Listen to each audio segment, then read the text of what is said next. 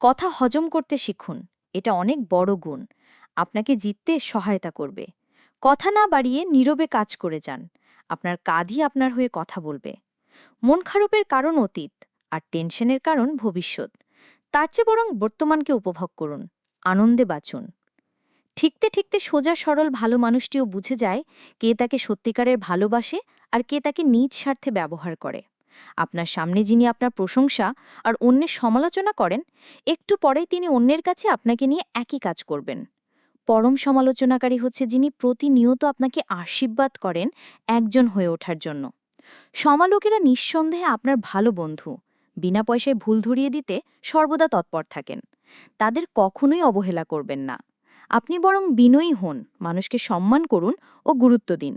সবকিছু বহুগুণ হয়ে আপনার কাছেই ফেরত আসবে। কেউ যদি আমায় ঈর্ষা করে, আমি খুবই খুশি হই, কারণ আমি বুঝতে পারি যে আমি সঠিক কাজটাই করছি। আপনার কাজ বা কথা নিয়ে কেউ কোনো মন্তব্য করল না, তার মানে আপনি সঠিক জায়গায় পৌঁছতে পারেননি। মানুষের জনপ্রিয়তার মাত্রা নির্গত হওয়া উচিত তার শত্রু ও সমালোচকের সংখ্যার ভিত্তিতে। জিততে হলে কখনো কখনো হারতে হয়। আজকের হারই হয়তো ভবিষ্যতে বড় বিজয় এনে দেবে। কখনো বোকার সঙ্গে তর্কে জড়াবেন না, এটা সময়ের অপচয়। সম্ভব হলে আপনি অন্যদেরকে জিতিয়ে দিন। জিতে গেছে ভেবে কেউ খুশি হলে আপনিও নীরবে একটুখানি হেসে নিন। অন্যের সুখে সুখী হতে পারলে আপনিই মহাসুখী।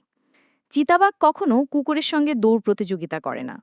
আপনি যে চিতাবাঘ তা বোঝানোর জন্য শুধু সঠিক সময়ের অপেক্ষা থাকুন।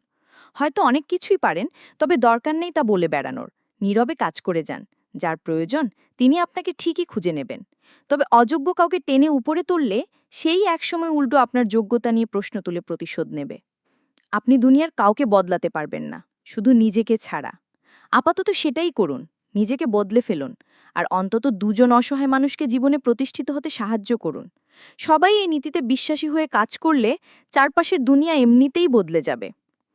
আপনার চিন্তাভাবনার ওপরে যারা আস্থা রাখতে পারে না, তাদেরকে খুব বেশি গুরুত্ব দেওয়ার দরকার নেই। নিজের প্রতি বিশ্বাস রাখুন। এটাই আপনাকে সবার মাঝে বিশ্বস্ত ও আস্থাভাজন করে তুলবে। স্রেফ সময়ের অপেক্ষা। জীবনের পরীক্ষায় অনেকেই হেরে যান, কারণ তারা অন্যকে কপি করার চেষ্টা করেন।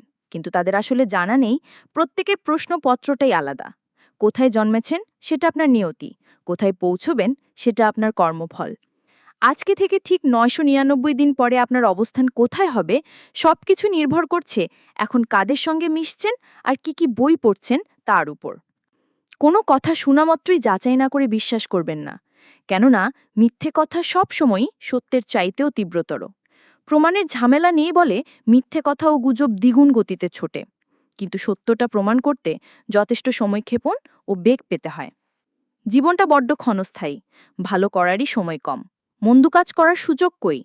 ভালো মানুষ হাজার ভান না করে, ভালো মানুষ হয়েই গেলে তো হয়। আপনার স্বপ্ন নিয়ে কেউ যদি হাসাহাসি না করে, তবে বুঝে নেবেন লক্ষ্যটা খুব ছোট হয়ে গেছে। আবার স্বপ্ন পূরণে বেশি কালক্ষেপণ করলে অন্য কেউ সেটা বাস্তবায়ন করে নিজের বলে চালিয়ে দিতে পারে। তবে যেই স্বপ্ন বাস্তবায়নের শুরুতেই অন্যের সহযোগিতা নিতে হয়, অর্থাৎ নিজে এগিয়ে নিতে পারেন না, সেই স্বপ্ন দেখবেন না। কেউ কেউ ইতিহাস গড়েন, বাকিরা সেই ইতিহাস পড়ে পরীক্ষায় পাশ করেন। বিখ্যাত মানুষের সঙ্গে সেলফি তুলে পোস্ট না দিয়ে এমন কাজ করুন যাতে অন্যরা আপনার সঙ্গে ছবি তুলে সামাজিক গণমাধ্যমে পোস্ট করে। মানুষ মাটি দিয়ে তৈরি, মাটিজাত খাবার খেয়ে বাঁচে। মৃত্যুর পর আবার মাটিতেই মিশে যাবে। তার কি অহংকার ও রাগ করা সাজে? মানুষের গ্রহণযোগ্যতা কখনো ফেসবুকে লাইকের সংখ্যা দিয়ে যাচাই করা যায় না। মৃত্যুর পর ওনার জানাজে কজন হাজির হলেন সেটাও দেখার বিষয়। সুস্থ দেহ, প্রশান্ত মন, সমান উপযোগ্য জীবন। শরীরের সুস্থতার জন্য চাই পরিমিত খাদ্যাভ্যাস, আর মনের প্রশান্তির জন্য চাই রুচিশীল পাঠ্যাভ্যাস। জ্ঞানীরা বলেন কেননা তাদের কাছে বলার মতো কিছু কথা আছে, আর মূর্খরা বলেন কেননা তাদেরও কিছু বলতে ইচ্ছে করে। কাউকে তুচ্ছ তাচ্ছিল্য করার আগে অন্তত তার সমান যোগ্যতা অর্জন করে নিতে হয়। যে কাজের জন্য বিবেক প্রশ্নবিদ্ধ করে, সে কাজ থেকে বিরত থাকাই শ্রেয়। যা কিছু পেয়েছেন তার জন্য শুকরিয়া আদায় করুন, ধৈর্য ধারণ করুন। ভবিষ্যতে আরও ভালো দিন আসবে। প্রত্যাশা ও প্রাপ্তির মাঝে যে সমন্বয় ঘটাতে পারে, সেই প্রকৃত সুখী। হবে না, পারবো না, আমার কপালে নেই, কথাগুলো প্রায়ই বলে থাকি। কিন্তু মজার ব্যাপার, নিজেকে জিজ্ঞেস করলে যে উত্তর পাওয়া যাবে তা কিন্তু একেবারেই উল্টো। আমি পারবো, আমাকে দিয়েই হবে, এই শক্তি অন্তরে লুকিয়ে থাকে। জীবনযুদ্ধে শক্ত হাতে হাল ধরতে পারেই সবচেয়ে বড় চ্যালেঞ্জ। নেতিবাচক ভাবনার টানুনীতি বেড়ে যাবে জীবনের গতি। মস্তিষ্ক কখনো অলস সময় কাটাতে পারে না, সর্বক্ষণ কিছু না কিছু চিন্তা করবেই। মজার ব্যাপার হলো, আপনি যখনই আগের চিন্তা ডাউনলোড করে ফেলবেন, অর্থাৎ কাগজ কলম নিয়ে লিখে ফেলবেন এবং কাজে প্রয়োগ করবেন, মস্তিষ্ক কেবলমাত্র তখনই নতুন কিছু ভাবতার সুযোগ পায়। নচেত আগের চিন্তাটাই মাথার মধ্যে ঘুরপাক খেতে থাকে।